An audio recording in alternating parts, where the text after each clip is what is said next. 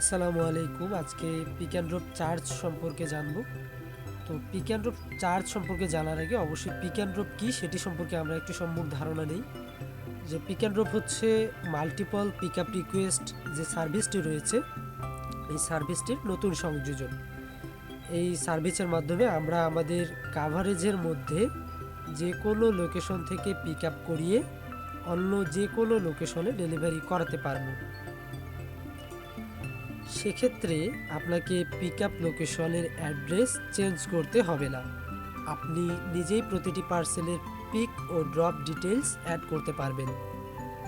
Pick যার কাছ থেকে পিক আপ হবে তার লোকেশন ও কন্ট্যাক্ট নাম্বার, ড্রপ অর্থাৎ রিসিভার অথবা কাস্টমার ডিটেলস, নাম, অ্যাড্রেস, কন্ট্যাক্ট নাম্বার ও সিওডি। এবারে আমরা চার্জ সম্পর্কে জেনে নিই।